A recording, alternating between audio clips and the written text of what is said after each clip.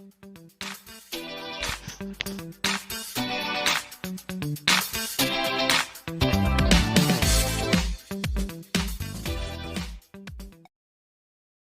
dear students, welcome to Student Point Academy. Friends, in this video today we are going to start lesson number 18, the environment and us, standard 5th maths EVS 1.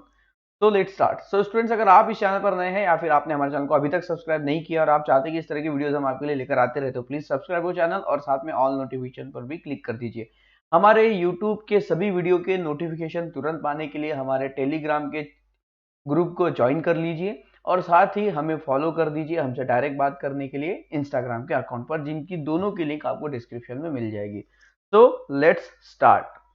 तो students, lesson number 18, the environment and us. Environment और हम, इसके बारे में आज हम पढ़ेंगे कि किसके बारे में पढ़ेंगे? इन्वायरमेंट और हम, मतलब हम कहाँ रहते हैं? इन्वायरमेंट में रहते हैं। तो इन्वायरमेंट और हम दोनों में क्या इंटरेक्शन है, ये सारी बातें आज इस वीडियो में देखेंगे। So can you tell, with the help of the questions below, explain what would happen if the forests are clear on a large scale? देखिए, अगर जंगल को पूरी तरह से खत्म कर दिया जाए बड़ी मात्रा में तो फिर क्या होगा, कौन सी प्रॉब्लम हमें फेस करनी पड़ेगी। कुछ क्वेश्चंस हैं यहाँ पर। Will water and food source of living things grow on dwindle? Why? देखिए, क्या आपको पानी, food, okay, water and food source are living things grow. देखिए, अगर पेड़ खत्म हो जाएंगे तो क्या वाटर और फूड सोर्स हमें मिल पाएगा? बिल्कुल नहीं मिल पाएगा। क्यों? क्योंकि प्लांट क्या करते हैं? प्लांट जो होते हैं वो जमीन में रहते हैं, घास जो होती है वो जमीन में रहती है। ओके, जैसी ये घास है, आपने देखा होगा कि जहां पर घास उगी होती है, कितना भी पानी उस जगह से बह जाए, वहां की मिट्टी कभी बह के नहीं जाती। ओके, वैसी की वैसी रहती है। और जहां पर घास नहीं होती और वहां पे कितना भी जोर से अगर पानी आ जाता है, वहां की मिट्टी पूरी बह के चली जाती है और कंकड़ कंकड़ ही हमें नजर आते हैं। तो ये क्या करते हैं? पेड़ क्या करते हैं? ये पेड़ जो होते हैं ये सॉइल को पकड़ के रखते हैं, मिट्टी को पकड़ के रखते हैं, जिससे मिट्टी अच्छी बनी रहती है। दूसरी बात क्या है कि ये जो पेड़ है इनकी जड़ें अंदर तक जाती है, इसलिए पेड़ क्या करते हैं? वाटर को जमीन में सीप्ड होने के लिए मदद करते हैं। क्यों? क्योंकि उन्हें साल भर पानी मिल सके। तो इस प्रोसेस से हमें भी साल भर पानी मिल जाता है, और अगर पेड़ ही नहीं रहेंगे तो हमें खाना, फल, अनाज कहाँ से मिलेगा? तो while living things look for shelter elsewhere or steady on why? While the living things look for shelter elsewhere or stay on, देखिए, जब लिविंग थिंग्स शेल्टर के लिए ढूंढते हैं तो कहाँ रहते हैं? पेड़ों पर। हम भी पहले पेड़ों पर रहा करते थे, इंसान भी पहले पेड़ों पर ही रहा करता था। इसके पहले वाले चैप्टर में हमने इमेजेस देखी थी कि इंसान सबसे पहले पेड़ों पर रहा है, फिर धीरे धीरे नीचे उतर के उसने अपनी गुफा बनाई, गुफा से फिर गुफा जैसा घर बनाया, उसके बाद उसने झुग्गी झोपड़ी बनाई, फिर बड़े बड़े बिल्डिंग, शहर, इस तरह से वो बनाता गया। तो यहाँ पर प्लांट हमारे लिए बहुत नेसेसरी है। Will the space occupy by the plant and animal increase or decrease? Why? Will the place occupied, space occupied, occupied मतलब घेरना। तो जगह जो है, अभी क्या हो रहा है कि प्लांट जो है वो जगह घेर रहे हैं और एनिमल भी जगह घेर रहे हैं। इंक्रीज हो रही है, उनकी इंक्रीजेस हो रही है कि डिक्रीजेस हो रही है? और हो रही है तो क्यों हो रही है बताइए। आपको क्या लगता है कि प्लांट बढ़ रहे हैं और एनिमल बढ़ रहे हैं, इंक्रीज हो रहे हैं, या प्लांट और एनिमल घट रहे हैं? अगर इंक्रीज हो रहे तो क्यों रहे, घट रहे तो क्यों घट रहे? तो भाई इंक्रीज तो हो नहीं रहे, घट रहे। और क्यों घट रहे? सिविलाइजेशन, हम, हमारी दिन ब दिन संख्या बढ़ती जा रही है, पॉपुलेशन बढ़ता जा रहा है, और जितना पॉपुलेशन बढ़ता जाएगा उतने घर बनते जाएंगे, जितने घर बनते जाएंगे उतनी जमीन का यूज होगा, जितनी जमीन का यूज होगा उतनी ज्यादा जमीन खेती के लिए और जंगल के लिए कम होती चली जाएगी। समझ में आ रहा है? इसलिए तो डेवलपमेंट जितना बढ़ेगा उतना एनिमल और प्लांट डिक्रीज होते चले जाएंगे। Will the number of living things increase or decrease? Why? Number of living thing बढ़ते जा रही है, जनसंख्या बढ़ रही है लोगों की। लिविंग थिंग्स मतलब सभी है इसमें, प्राणी, मतलब जानवर, हम सब लिविंग थिंग्स है। ओके, तो लिविंग थिंग्स के जो नंबर है यहाँ पर बढ़ते जा रहे हैं, इंक्रीज होते जा रहे हैं। ओके, पर प्लांट के रूप में देखें तो डिक्रीज भी होते जा रहे हैं। तो आइए अब देखेंगे डिफॉरेस्टेशन। डिफॉरेस्टेशन मतलब जंगल को खत्म करना। ओके, पेड़ काटना, जंगल को नष्ट करना, यानी डिफॉरेस्टेशन। फॉरेस्टेशन यानी जंगल बनाना, और डिफॉरेस्टेशन मतलब जंगल उजाड़ना। So the population of the world is now close to 600 crore, मतलब पूरी दुनिया में 600 करोड़ की पॉपुलेशन हो रही है। 600 crore, the population of the world world की पॉपुलेशन 600 करोड़ है। कितनी? 600 करोड़। और हमारे दुनिया में कितने देश है पता है? 200 से भी ज्यादा देश है। उसमें से सिर्फ इंडिया में 135 करोड़ लोग रहते हैं। अब इंडिया की और चाइना की लगभग इतनी ही जनसंख्या है। ओके, तो ये दो देश मिलाकर ही 270 हो जाते हैं। बाकी जो बचे हुए हैं 600, 0 कैरी 3, बाकी 230 जो है वो पूरे देशों में बटे हुए हैं। मतलब पूरे दुनिया में दो ही ऐसे देश है जिसमें सबसे ज्यादा जनसंख्या है। तो man is developing new technology to meet the need of all this people.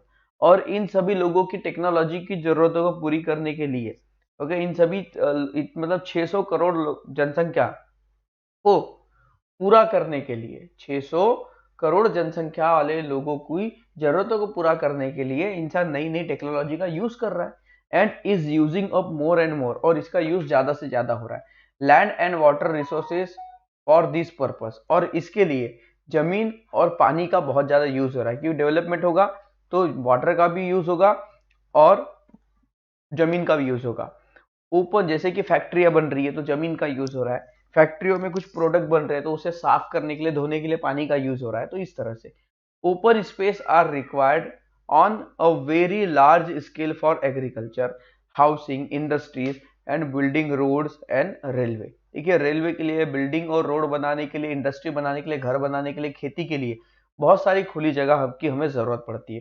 तो forest are cut down to make place for them, और इन सभी को बनाने के लिए जंगल को उजाड़ा जा रहा है, काटा जा रहा है, जिससे पेड़ नष्ट हो रहे हैं। अब यहाँ पर देखिए, ये जो पहाड़ है, पहाड़ पर पहले इतने एरिया में काफी सारे पेड़ हुआ करते थे, ठीक है।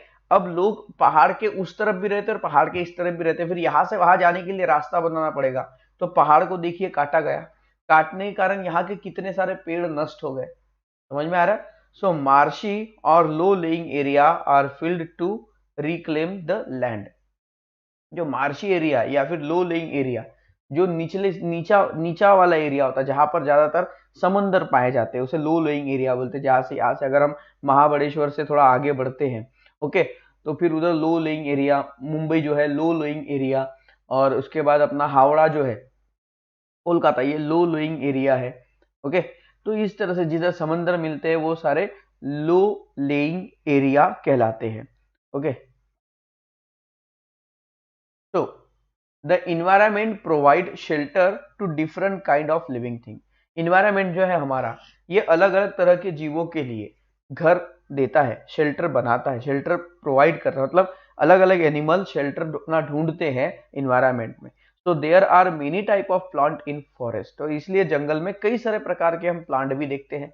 बर्ड्स है, builds, nests, builds, birds build their nest in tree. जैसे बर्ड्स की बात करें तो वो पेड़ों पर अपना घर बनाते हैं। Animal like the bear, deer, monkey, elephant, tiger all live in the forest. ये सारे तरह के एनिमल जंगल में ही रहते हैं। That is they find shelter in a forest, जिसके, इसलिए क्यों? क्योंकि उन्हें जंगल में रहने के लिए सुरक्षित जगह मिल जाती है।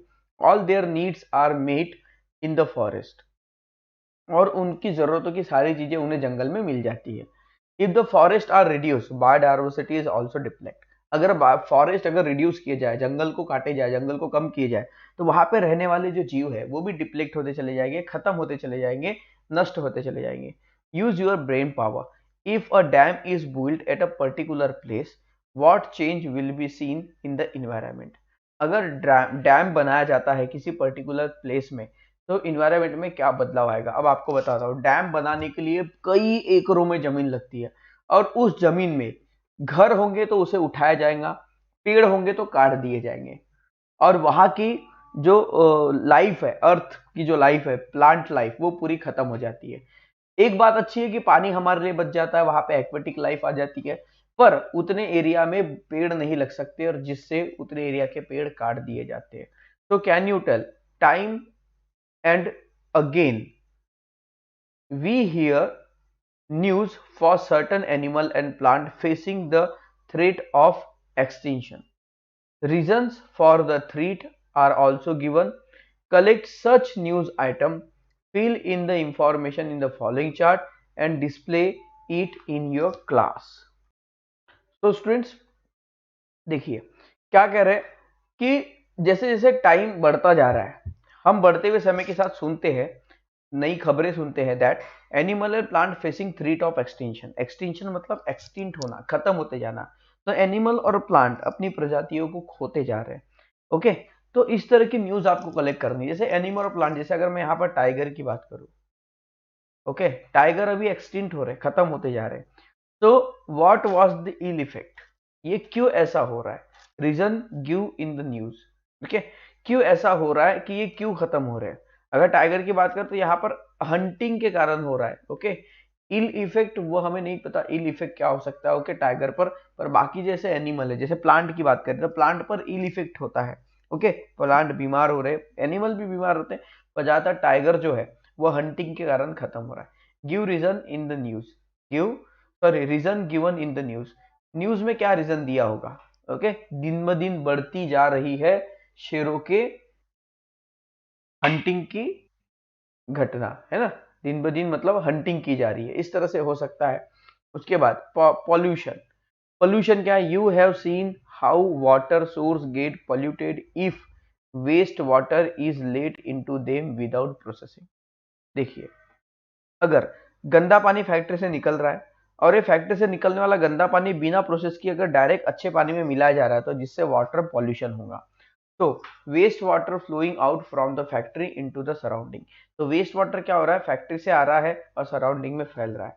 ओके, देखिए, waste water is also given out from factories into their surrounding if water from such polluted sources keeps soaking into the soil become infertile। अब देखिए, अब ये जो फैक्ट्री से निकलने वाला पानी है, ये पानी गंदा होता है। देखिए यहाँ पे कैसा काला पानी दिखाई दे रहा है, ये पानी गंदा होता है, इसमें केमिकल होता है। अगर इस पानी को जमीन ने सोख लिया तो केमिकल भी जमीन सोख लेगी, और जिसके कारण क्या होगा कि वहां की मिट्टी खराब हो जाएगी और वो मिट्टी खेतों के लिए काम नहीं आएंगी और ना ही कोई उसमें पेड़ उग पाएगा। So chemical fertilizer and pesticide are used on a large scale for agriculture. They seep into the soil or finally flow into rivers with rainwater। अब जो हम खेतों में अच्छी फसलों के लिए केमिकल फर्टिलाइजर का यूज करते हैं, कीड़े मारने के लिए पेस्टिसाइड का यूज करते हैं, और ये केमिकल फर्टिलाइजर एक तरह का केमिकल है। पेस्टिसाइड मतलब क्या होना है, पेस्ट यानी कीड़े, कीड़ों को मारना है। तो कोई अच्छी चीज तो नहीं मारेगी, जहरीली चीज ही मारेगी। समझ में आ रहा है। तो उसे हम खेत में मारते हैं। उसके बाद बारिश का पानी आता है, बारिश के पानी के साथ वो केमिकल और वो पेस्टिसाइड वाला जहर वो खेतों से बहकर बाहर निकलता है, नाले नालियों के थ्रू, वो किसी अच्छे सोर्सेस में, नहर के थ्रू कहीं जंगल या नदी में चला जाता है, जिससे वो पानी को भी जहरीला बना देता है। तो due to several such reason water and soil get polluted. और इन कुछ कारणों से जमीन और पानी दोनों पूरी तरह से खराब हो जाते हैं। This is dangerous for the plant and animal there. और ये प्लांट और एनिमल दोनों के लिए डेंजरस है। Their number reduce and eventually they die out all together. उनके नंबर जो है वो रिड्यूस होते चले जाते हैं, घटते चले जा रहे हैं। ओके, और वो मरते चले जा रहे हैं। इसके कारण क्या हो रहा है कि जो प्लांट है, देखिए यहाँ पर क्या हो रहा है कि फैक्ट्री से निकलने वाला गंदा पानी जमीन सोख रही है, और उस एरिया में जो प्लांट उगने वाले हैं वो प्लांट अब नहीं उग पा रहे, मर रहे। तो ये रीजन है उसके पीछे का। तो that is they become extinct, और इसके कारण वो एक्सटिंक्ट हो रहे, खत्म होते जा रहे, समाप्त होते जा रहे। तो can you tell what could be the reason for air pollution. Air pollution के पीछे क्या रीजन है। एयर पॉल्यूशन का सबसे बड़ा रीजन इंडस्ट्री नहीं है, ऑटोमोबाइल है, मतलब गाड़ियां, चाहे वो बाइक हो, कार हो, ट्रक हो, जो भी हो, मतलब सबसे ज्यादा गाड़ियां चलाई जाती है। और सॉरी, ये सबसे बड़ा रीजन है। फैक्ट्रियां तो है ही, पर बाकी ये सारे रीजन भी है। लोग लकड़ियां जला रहे हैं, ठंडी में हम आग सेक रहे हैं। ओके, मरने पर लोगों को जलाया जा रहा है। क्या बोलते हैं, अपना होली में हम बहुत सारी लकड़ियां जला रहे हैं, दिवाली में हम हजारों लाखों करोड़ों रुपए के फटाके फोड़ रहे हैं। तो ये सब क्या है, ये एयर पोल्यूशन है। ये पूरा एयर पोल्यूशन है जो पूरी तरह से एयर को पोल्यूटेड कर रहा है। So what are the different purpose for which fuel such as petrol, diesel, kerosene, natural gas, coal and wood are use. तो देखिए, अगर आपको खाना पकाना है तो आप लकड़ी को यूज मत कीजिए, ओके। आप गैस का यूज करें, ओके। कोल का यूज भी खाना पकाने के लिए मत करें, कोल का यूज फैक्ट्रियों में ज्यादा हो जाता है, ओके। नेचुरल गैस का यूज ज्यादा करें, नेचुरल गैस में जैसे सीएनजी है, एलपीजी है, इनका यूज करें, ओके।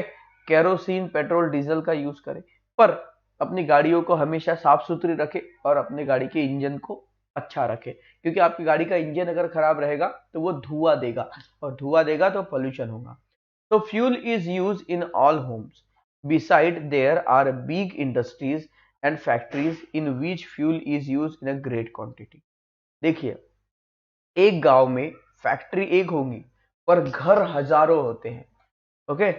तो फैक्ट्री से तो धुआं निकलेगा ही निकलेगा, पर घरों से कंटिन्यूअसली धुआं निकलता है। अगर हम कुछ ऐसी चीजों का यूज करते, अगर हम गैस का यूज नहीं करते, तो हम कोल या वुड जलाते हैं, ओके।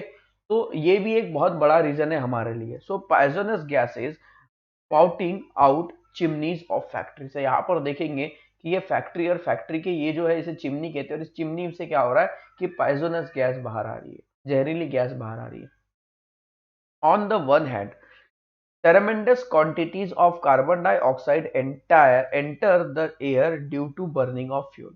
अब एक तरफ से देखा जाए तो टेरेमेंडस मतलब बहुत बड़ी मात्रा में, प्रचुर, प्रचुर मात्रा मतलब बहुत बड़े अमाउंट में, इट्स अ टेरेमेंडस मतलब बहुत बड़े अमाउंट में कार्बन डाइऑक्साइड हमारे हवा में मौजूद हो रही है।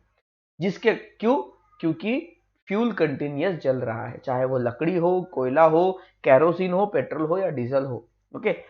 On the other hand, due to the large scale deforestation, the number of tree available for absorbing this carbon dioxide is dwindling. मतलब ऑन अदर हैंड, दूसरे तरफ से अगर हम देखें, due to large scale deforestation, अब देखिए प्लांट क्या करते हैं, प्लांट कार्बन डाइऑक्साइड का यूज करते हैं अपना खाना बनाने के लिए। तो हमने कुछ चीजों को जलाया या हमने सांस ली और सांस छोड़ी, तो छोड़ते समय कार्बन डाइऑक्साइड छोड़ देते हैं। हमने कुछ चीजें जलाया तो उसमें से धुआं निकलता है, उसमें से कार्बन डाइऑक्साइड बाहर निकलता है। अब पेड़ क्या करेंगे, इस कार्बन डाइऑक्साइड को यूज करेंगे अपना खाना बनाने के लिए। मतलब क्या हो जाएगा कि बैलेंस मेंटेन हो जाएगा। मतलब इधर से कार्बन डाइऑक्साइड निकला, हवा में मौजूद हुआ, पेड़ों ने उसका यूज कर लिया, मतलब पेड़ों से, मतलब एयर से अब कार्बन डाइऑक्साइड खत्म हो गया। पर अब हो क्या रहा है, as a result the number of trees available for absorbing this carbon dioxide is dwindling. मतलब कि कार्बन डाइऑक्साइड हम बहुत ज्यादा मात्रा में बना रहे हैं, और उस कार्बन डाइऑक्साइड को खत्म करने के लिए उतने पेड़ अवेलेबल नहीं है, क्योंकि हमने जंगल को काट काट कर पेड़ों को खत्म कर दिया है ना, पेड़ों को काट काट कर जंगलों को खत्म कर दिया है। As a result the proportion of carbon dioxide in the air is rising continuously, जिसके कारण हवा में कार्बन डाइऑक्साइड की मात्रा कंटिन्यूसली बढ़ती जा रही है।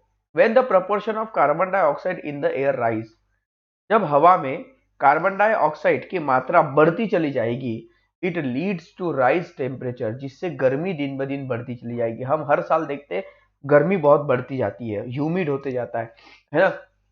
अभी आप देखेंगे पूरी बारिश भी चली जाती है, पर हमारी अर्थ गर्म ही रहती है, ठंडी, इन्वायरमेंट पूरा गर्म रहता है। ये सब कार्बन डाइऑक्साइड का ही कारण। कार्बन डाइऑक्साइड क्या होता है, कार्बन डाइऑक्साइड, अब आपको बताओ इसके पीछे रीजन क्या है, कार्बन डाइऑक्साइड होने से गर्मी क्यों होती है। इसके पीछे मुझे यहाँ पर एक ड्राइंग बनानी होगी आपके लिए, जरा ध्यान से समझिएगा, ओके। ये हमारी अर्थ है, ओके, और ये अर्थ में भाई ये पेड़ उगे हैं, ओके। अब यहाँ पर मैं सर्कल बना देता हूँ। ये सर्कल क्या है, CO2 के है, क्या है, CO2, क्या है, CO2। इसका मतलब होता है कार्बन डाइऑक्साइड। C मतलब कार्बन, O मतलब ऑक्सीजन, और दो मतलब डाई, कार्बन दो ऑक्साइड, कार्बन डाइऑक्साइड, ओके। तो CO2, CO2, CO2, CO2, CO2। और ये क्या है स्टूडेंट्स, ये है सूरज। सूरज क्या करेगा, रोशनी देगा, और ये जो किरणें होती है ये जमीन में आती है, और जमीन से क्या होती है, हीट, हीट बाहर निकलती है, हीट। ये हीट जो होती है ये क्या करता है, कार्बन डाइऑक्साइड एब्जॉर्ब कर लेता है, अपने अंदर रख लेता है। ध्यान में रखिए, अगर ये हीट, जमीन गर्म हुई और ये हीट निकलकर बाहर चली गई तो कोई दिक्कत नहीं है, हमारा इन्वायरमेंट उतना गर्म नहीं होगा। पर अगर हीट को, ये कार्बन डाइऑक्साइड जो हवा में हमेशा मौजूद है, अगर ये पकड़ के रख ले तो गर्मी बनी रहेगी और ये हीट वापस रिफ्लेक्ट होगी अर्थ की तरफ। मतलब जमीन से हीट जाएगी और कार्बन डाइऑक्साइड उसे पकड़ेगा और वापस रिफ्लेक्ट करेगा। तो ये जो हीट है, ये जो सूरज से निकलने वाली जो हीट है, वो यहीं पे फंसी रह जाएगी, ट्रैप हो जाएगी। और ये हीट यहीं पे ऐसे फंस फंस के यही रह जाएगी, यही रह जाएगी, जिससे वातावरण गर्म हो जाएगा, इन्वायरमेंट बहुत गर्म हो जाएगा। समझ में आ रहा है? जिसके कारण गर्मी दिन ब दिन बढ़ती चली जाती है। तो beside when fuel are burn in vehicles, जब फ्यूल बर्न होता है, व्हीकल्स में जलता है, they give out certain poisonous gases as well as smoke. तो जैसे ट्रकों से निकलने वाला धुआं, काला धुआं, ये क्या करता है, जब ये जलता है तो उसमें से क्या होता है, कुछ जहरीली गैसें बाहर निकलती है और साथ में धुआं भी निकलता है। Industries also let out some poisonous gas into the air. Industry में से भी जो भी चीजें जलती है उसके बाद जो धुआं निकलता है उसमें भी कुछ जहरीली गैसें मौजूद होती है। पॉइजनस मतलब जहरीली। This lead to air pollution on very large scale, जिसके कारण बड़ी मात्रा में एयर पॉल्यूशन होता है। ओके, उसके बाद कैन यू टेल, क्या आप बता सकते हैं, देखिए क्या पूछा है कि you see a food chain in a picture above. आप यहां पर ऊपर के पिक्चर में एक फूड चेन देख रहे हैं।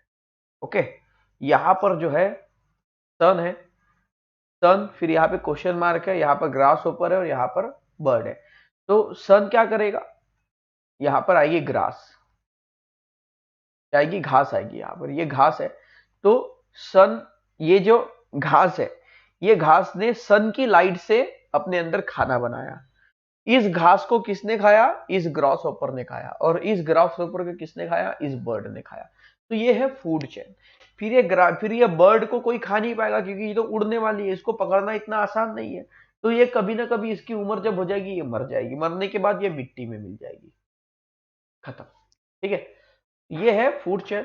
सो you see a food chain in the picture above, on the link is missing, इसमें लिंक मिसिंग है, वो है ग्रास।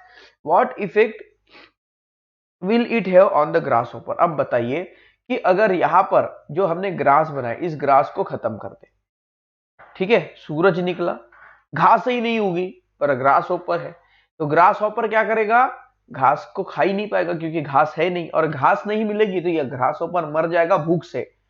और ये ग्रास हॉपर मर गया तो ये पंछी किसको खाता है, ग्रास हॉपर को खाता है, तो इसको भी खाना नहीं मिलेगा क्योंकि घास खत्म हो गई। तो ये ग्रास हॉपर सारे के सारे मर जाएंगे एक साथ क्योंकि उन्हें खाने के लिए कुछ नहीं मिलेगा, और ये एक साथ मर गए तो इन्हें खाने के लिए कुछ नहीं मिलेगा और ये भी मर जाएंगे।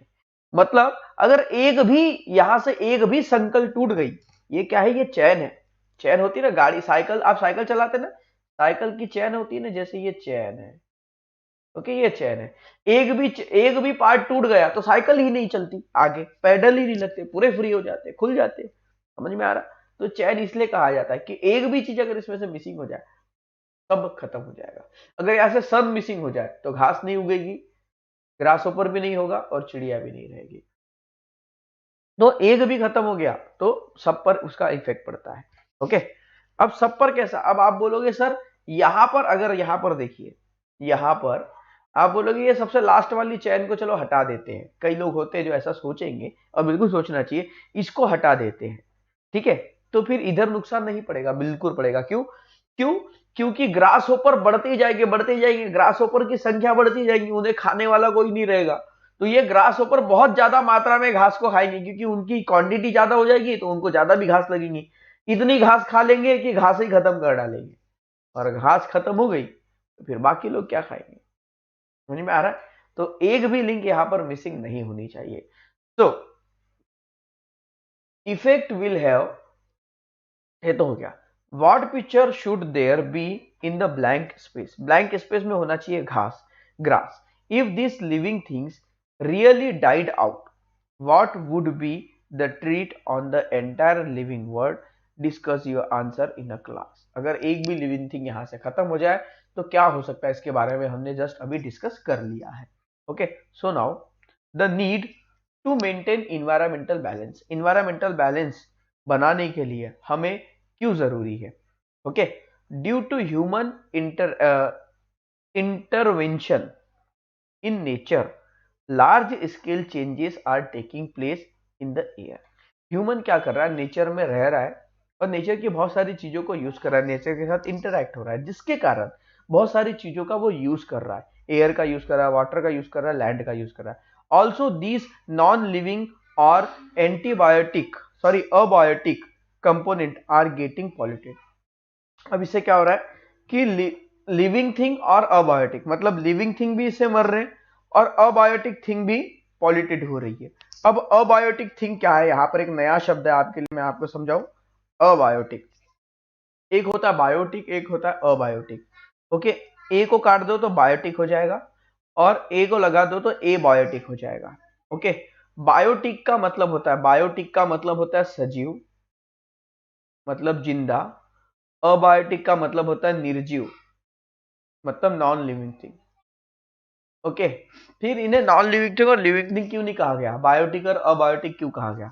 रीजन, जो जिंदा होते हैं वो लिविंग थिंग मतलब अबायोटिक, और इन सजीवों को जिंदा रहने के लिए जिन निर्जीव वस्तु की जरूरत पड़ती है उसे कहते हैं अबायोटिक. जैसे पानी,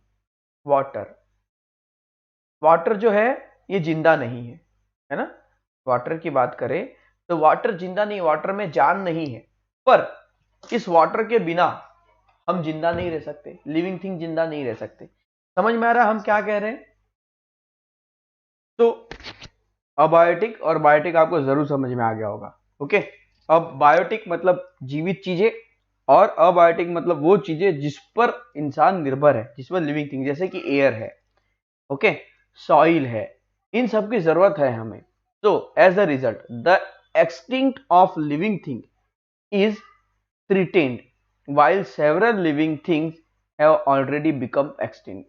तो जो लिविंग थिंग्स एक्सटिंक्ट हो चुके हैं, खत्म हो चुके हैं, सॉरी, जो लिविंग थिंग खत्म हो रहे हैं उन्हें ट्रीट किया जा रहा है, उन्हें बचाने की कोशिश की जा रही है. पर कुछ लिविंग थिंग ऐसे हैं जो पूरी तरह से एक्सटिंक्ट हो चुके हैं, खत्म हो चुके हैं. If one factor of the environment is damage, अगर इन्वायरमेंट का एक फैक्टर भी डैमेज होता है तो it's relationship with other factor also get affected. तो क्या हो जाएगा कि उससे जुड़े हुए जो दूसरे लिविंग थिंग्स रहेंगे वो पूरे खत्म हो जाएंगे. जैसे कि अगर घास को खत्म कर दिया तो ग्रास ऑपर मर जाएगा, ग्रास ऑपर मर गया तो बर्ड्स भी मर जाएंगे. तो the environmental balance is disturb, जिसके कारण इन्वायरमेंटल का बैलेंस डिस्टर्ब हो जाएगा. From time to time some of the living things on the earth become extinct. some of the living things, कुछ लिविंग थिंग ऐसे हैं जो अर्थ के साथ साथ, जैसे जैसे अर्थ में चेंजेस होते गए, some of the living thing on the earth become extinct, समय के साथ वो खत्म होते चले गए. जैसे कि डायनासोर अपने आप पूरी तरह से खत्म हो गए, है ना. उनका एक टाइम था, उस टाइम में वो रहे और फिर पूरी तरह से वो खत्म हो लिए. Okay, so this purpose is taking place at the much faster rate, और ये जो चीज होती है ये बड़ी ही फास्ट होती है. तो this is threat for the whole living world, और इसलिए हम सभी को बहुत सावधानी से इस अर्थ पे रहना है और अर्थ को बचाना है, क्योंकि हम जितना अर्थ को सेव करेंगे उतना हम ज्यादा जिएंगे. If the different type of plant and animal become extinct one by one, तो अलग अलग टाइप के जो प्लांट और एनिमल हैं वो एक के बाद एक खत्म होते चले जा रहे हैं. Many of the links in the different food chain will be lost, और इसमें बहुत सारी जो है फूड चेन जो है वो भी टूटती गई है, खत्म होती गई है. Many scientist believe that this will affect the entire living world on the earth and the balance in nature will collapse. मतलब कि साइंटिस्ट ने ये बताया है कि जब ये फूड चेन टूटते जा रही है तो इसका असर हमारे अर्थ पर, हमारे लिविंग वर्ल्ड पर पड़ रहा है, और लिविंग वर्ल्ड पर पड़ने के कारण मतलब नेचर का बैलेंस बिगड़ रहा है. देखिए सिंपल सी बात है, अगर तुमको खाने के लिए कुछ ना मिले तो कुछ तो खाओगे, भूखे तो नहीं मरोगे। तो यहाँ पर क्या हो रहा है कि एक भी चेन अगर टूट रही तो एक सजीव अपनी जिंदगी को जीने के लिए वो दूसरे पर निर्भर हो रहा है, दूसरे को अपना टारगेट बनाया जा रहा है। तो आपको समझ में आ रहा होगा कि हम क्या कहना चाह रहे हो कि इंडियन चीता एन एक्सटिंक्ट एनिमल, ये एक तरह से एक्सटिंक्ट हो चुका है। Our needs and the environment, हमारी जरूरत और हमारा environment. Food water and cloth are the needs of all people, खाना, पानी और कपड़े, ये हम लोगों की बेसिक नीड्स है। ओके, और घर भी एक बेसिक नीड्स है। हमें खाना मिल रहा है पेट भर, ओके, पानी मिल रहा है पीने के लिए और कपड़े मिल रहे हैं पहनने के लिए, ओके, और घर मिल रहा है रहने के लिए। तो ये हमारी जरूरत है, पर हम इस जरूरत को बहुत ज्यादा क्या कर लेते हैं, लालच में कर लेते हैं। एक एक इंसान के 10-10, 12-12 घर, 2-2, 3-3 घर, एक ही इंसान के पास 2-2, 3-3 गाड़ियां, ओके, अलग अलग तरह के फूड्स वेराइटीज को तो छोड़िए, इंसान उतना ही खाता है जितना उसका पेट में रहेगा, ओके। पर पानी का एक्सेस यूज, ओके, कपड़ों के लिए लालची बनना, हजारों कपड़े अलमारी में पड़े रहना जिनका आप यूज भी नहीं करते। तो we use a lot of things to meet these needs, इन सभी जरूरतों को पूरी करने के लिए हम बहुत सारी चीजों को करते हैं। So beside we use many means and device for the purpose of study, sport, hobbies and environment. तो बहुत सारी चीजों के लिए हम अलग अलग चीजों का यूज करते हैं, बहुत सारे कामों के लिए अलग अलग चीजों का यूज करते हैं। स्टडीज के लिए हमें अलग चीजें चाहिए, स्पोर्ट के लिए अलग चाहिए, हॉबीज के लिए, जैसे शूज की बात करें तो स्पोर्ट्स के लिए आपको अलग शूज चाहिए, स्कूल जाने के लिए अलग शूज चाहिए, ओके, फॉर्मल पैंट पे पहनने के लिए अलग शूज चाहिए, जीन्स पर पहनने के लिए अलग शूज चाहिए, पार्टी में जाने के लिए अलग शूज चाहिए। भाई पैर शूज ही तो है, हमारे पैरों की रक्षा करेंगे। फिर घर में पहनने की अलग चप्पल चाहिए, बाहर में पहनने की अलग चप्पल चाहिए, बाथरूम में जाने के लिए अलग चप्पल चाहिए। तो एक ही इंसान के पास इतने सारे फुटवेयर्स हो जाते हैं, तो काम तो वही कर रहा है, okay. So we even stock up these things so that they will be available to us whenever we need them. So we even stock up, मतलब क्या करते हैं कि हमें कोई भी चीज आसानी से मिल सकती है, फिर भी हम उसको अपने पास रख लेते, स्टॉक कर लेते, इतना सारा स्टॉक कर लेते जबकि वो हमें आसानी से मिल पाती है फिर भी। तो all these things are obtain by using material from our environment. All these things are obtain, ये सारी चीजें हमें मिलती है किससे, हमारे इन्वायरमेंट के थ्रू। हमें इन्वायरमेंट से ही मिलेगी ये सारी चीजें, इन्वायरमेंट के अलावा तो नहीं मिलेगी। चाहे आप प्लास्टिक लो, आयरन लो, ठीक है, पेट्रोल लो, डीजल लो, कोई भी चीज लो, सब हमें कुदरत से मिलती है। इंसान ने इस दुनिया में किसी चीज को नहीं बनाया है, इंसान ने बस उसका रूप बदला है। लोहा इंसान नहीं बनाता, लोहे से सलाख बनाता है, समझ में आ रहा है, लोहे से चीजें बनाता है, लोहे से गाड़ियां, साइकिल बनती है। लोहा नहीं बना पाता इंसान, वो अर्थ से ही मिलेगा, समझ में आ रहा है। तो जितनी भी चीजें इस दुनिया में हमें अवेलेबल होती है वो सब कुदरत से ही मिलती है। तो all the people in the world have a similar needs and desire. तो जितनी दुनिया में जितने भी लोग हैं सबकी एक जैसी जरूरत है। As a result the environment being degraded rapidly, जिसके कारण इन्वायरमेंट कंटिन्यूसली रैपिडली डिग्रेड हो रहा है, खत्म होते जा रहा है, क्योंकि लोग उसका बहुत ज्यादा यूज कर रहे हैं। We need to be aware that we ourselves are a part of nature. और हमें अवेयर करना है या हमें अवेयर होना है, हमें अवेयर होने की बहुत ज्यादा जरूरत है। क्यों? क्योंकि हम इस नेचर के एक हिस्सा है, एक पार्ट है, एक भाग है। If the balance of nature is disturb, अगर कुदरत का बैलेंस, नेचर का बैलेंस अगर बिगड़ गया, डिस्टर्ब हो गया, it will adversely affect human being too, जिसका बुरा असर हम पर भी पड़ेगा। और इससे रिलेटेड बहुत सारी मूवीज आपने जरूर देखी होगी, हॉलीवुड पर रिलेटेड है। जो मेरा एक और चैनल जिसमें मैं मूवी को रिव्यू करता हूँ, तो उसमें हमने एक मूवी का रिव्यू किया था जिसका नाम था इंटरस्टेलर। इंटरस्टेलर में दिखाया गया है कि कैसे धरती खत्म होने वाली है, एक्सटिंक्ट हो गई है, क्योंकि वहां पर अब फसलें नहीं हो रही है, काफी सारी फैक्ट्रियां बढ़ रही है, इसलिए इंसान अब क्या कर रहा है, अर्थ को छोड़कर दूसरे ग्रह में बसने की सोच रहा है। ओके, तो ये स्थिति ना आए कभी हमारे पास, ये फ्यूचर अगर हमारा ऐसा ना हो, इसलिए हमें अभी से हमारे नेचर को सुरक्षित रखना होगा। आप चाहे तो एक बार उस मूवी को चेकआउट कर सकते हैं। We need to take step to prevent the degradation of environment. हमें बहुत जरूरत है, we need to take step, हमें हर एक कदम को उठाने की जरूरत है। We need to take step to prevent degradation, मतलब हमें यहां पर कदम उठाना पड़ेगा कि इन्वायरमेंट को डिग्रेडेशन होने से उसे बचाना होगा। इन्वायरमेंट को खराब होने से, डिग्रेडेशन होना मतलब इन्वायरमेंट टूटना, खराब होना।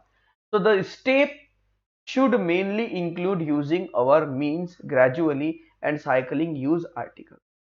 So the step should mainly including using means gradually and cycling use articles, मतलब कि हमें किसे साइकिलिंग कीजिए, ओके, या फिर आर्टिकल्स का यूज कीजिए, कुछ तो भी कीजिए अपने इन्वायरमेंट के लिए और उसे बचाने की कोशिश कीजिए। जहां पर यूज है वहां पर पेट्रोल डीजल का यूज ना करें, जहां पर पॉसिबल है वहां पर। Such measure should be practise sincerely by each and every person, और इस तरह की प्रैक्टिस हर पर्सन ने करनी चाहिए। अगर आपको जितनी, अगर वहां पे आप पास में ही जा रहे हो तो आप पैदल जा सकते हैं, अपने ही शहर में हो तो साइकिल चला सकते हैं, ओके, और पब्लिक ट्रांसपोर्ट का यूज कर सकते हैं। तो let us resolve, let us all ensure. आज मैं एक बात बार बता रहा हूँ, एक कंट्री जिसका नाम तो मुझे याद नहीं है, पर हमारे इंडिया में कोई भी गाड़ी खरीद सकता है, ओके, पर बाहर की जो कंट्रीज होती है वो गाड़ी खरीदने के लिए मतलब आसानी से किसी को भी गाड़ियां नहीं मिलती। इतना आसान नहीं होता कार खरीदना। वहां की गवर्नमेंट बोलती नहीं कि कार गाड़ियां खरीदो, वो बोलती है कि आप पब्लिक ट्रांसपोर्ट का यूज खरीदो, और बोलती है अगर कार खरीदना है तो क्यों खरीदना है पहले उसका रीजन दो। इतनी आसान नहीं होता कार खरीदना, इसलिए वहां पे अमीर से अमीर इंसान के पास भी कारें नहीं होती है। तो let us all ensure that on action on our part will causes pollution or causes harm to living things। तो ये क्या होगा कि हमारा जो एक्शन है, okay, let us all ensure that on action on part will case pollution और case harms living things, मतलब हमारे ही कारण लिविंग थिंग्स खतरे में है, क्योंकि हमारी वजह से पोल्यूशन बढ़ रहा है, अर्थ खराब होते जा रही है। So let us make all possible effort for the conservation of the living world. इसलिए लिविंग वर्ल्ड को, इस दुनिया को बचाने के लिए जो भी चीजें आप कर सकते हो वो करने की कोशिश कीजिए और अपने अर्थ को बचाने की कोशिश कीजिए, ओके। ध्यान से पढ़िए इस लेसन को, थोड़ा लंबा होने वाला है ये वीडियो। यहाँ से अभी ये 37 मिनट का हो चुका है, इसके आगे और आधा घंटा ये वीडियो चलेगा। आप चाहे तो इस वीडियो को यहाँ पर रोक सकते हैं और जितना हुआ उतना समझ सकते हैं, और नेक्स्ट फिर यहाँ से आगे कंटिन्यू कुछ 1 घंटे में, 2 घंटे में, मॉर्निंग में देख रहे हो तो शाम को, या फिर अगले दिन शुरू कर सकते हैं। नेक्स्ट हम आगे बढ़ रहे हैं। Speak your mind and discuss, आपके दिमाग में जो है उसे बोलो और डिस्कस करो। How much stock of necessary things should we keep with us, कौन सी चीजें हमारे लिए जरूरी है और उसे हमें अपने साथ रखनी चाहिए, इसके बारे में सोचो। Discuss with respect to each of the following water, food and cloth. Water, food और क्लॉथ के बारे में भी यहाँ पर डिस्कस आप करो कि आपको पानी कितनी जरूरत है, खाने कितनी जरूरत है, कपड़े कितनी जरूरत है और कितने आपके पास है। Global effort of for protection of environment. अब ग्लोबल इफर्ट मतलब इन्वायरमेंट को प्रोटेक्शन करने के लिए दुनिया क्या कर रही है।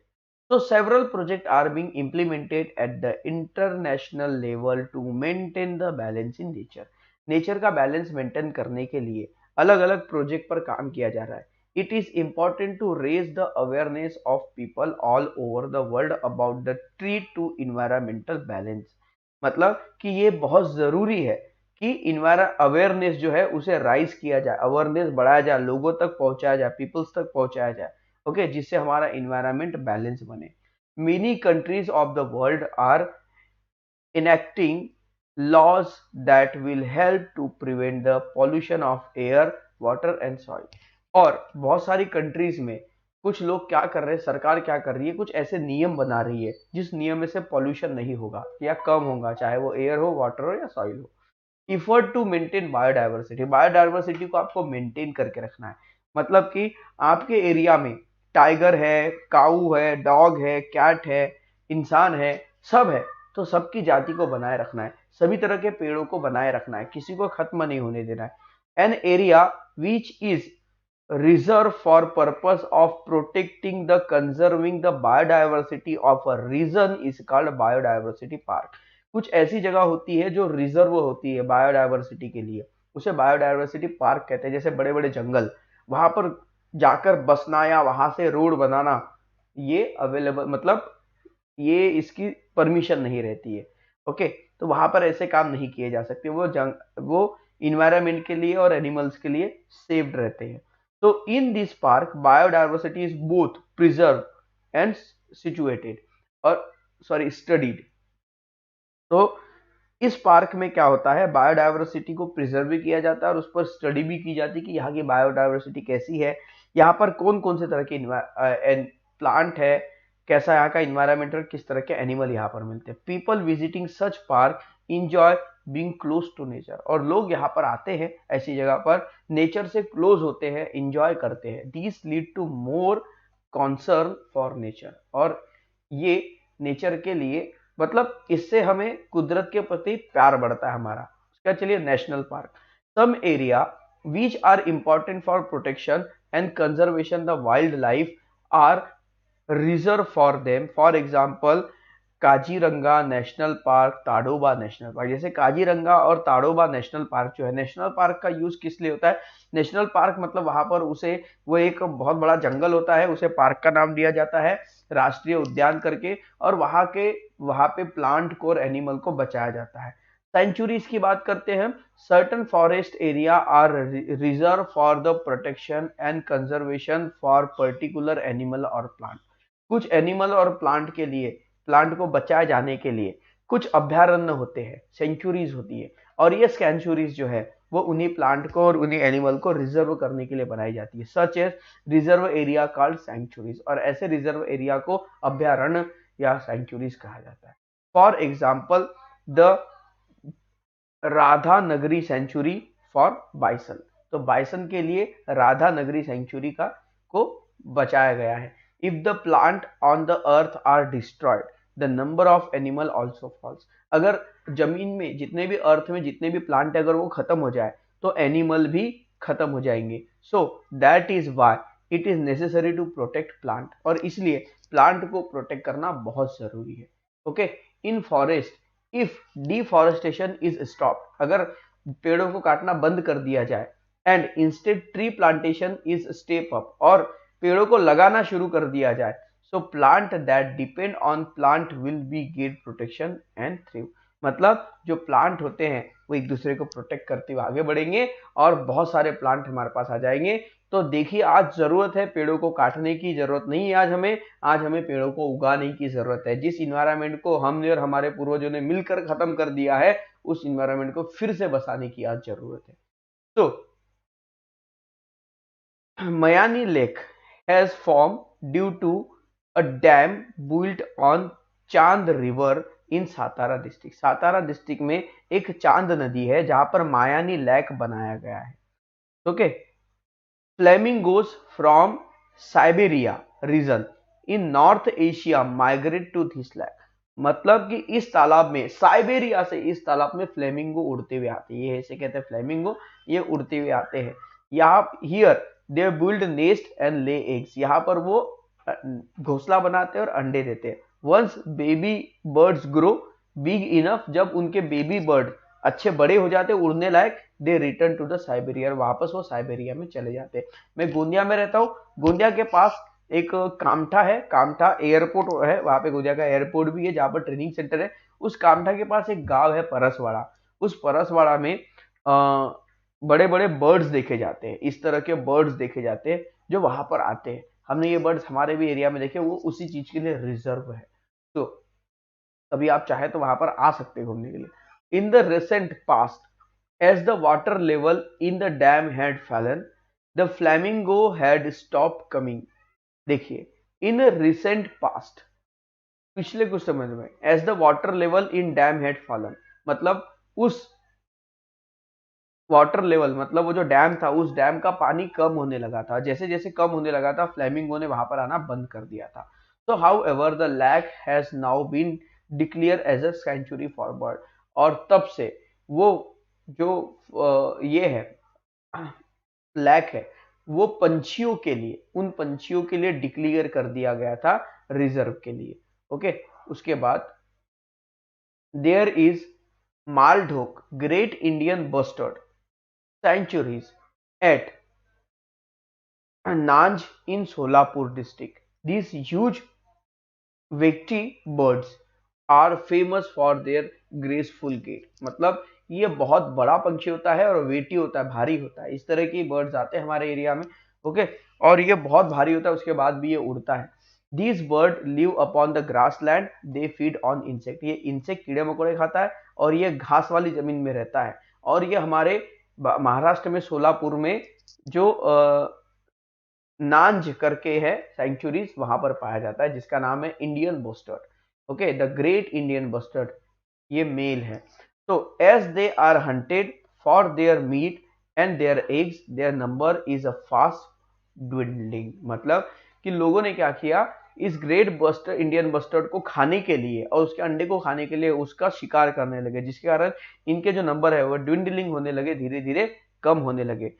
कहा, Maharashtra state has declared the Nanaj area sanctuary for the great Indian bustard. और ग्रेट इंडियन बस्टर्ड के लिए क्या किया गया, महाराष्ट्र स्टेट ने उसे डिक्लेयर कर दिया गया सेंचुरीज के रूप में। तो deer are also found in these grassland, और इस ग्रासलैंड में डियर्स भी पाए जाते हैं, हिरण भी पाए जाते हैं। तो a female bustard and deer, यहाँ पर देखिए ये जो है बस्टर्ड ये फीमेल है और यहाँ पर हरिण भी, आप डियर भी देख रहे हो। About 50 kilometres from Pune on the Pune Ahmednagar highway, Pune Ahmednagar highway पर, पुणे से 50 किलोमीटर दूरी पर, the village of Morachi Chinchodi is famous for its peacock population. वहां पर सबसे ज्यादा पिकॉक है। The old well looked after tamarind trees here have created a favourable environment for the bird. और वहां पर ट्रीज भी बड़े अच्छे बने हुए हैं, जो वहां के बर्ड्स के लिए एक बड़ा अच्छा इन्वायरमेंट बनाते हैं।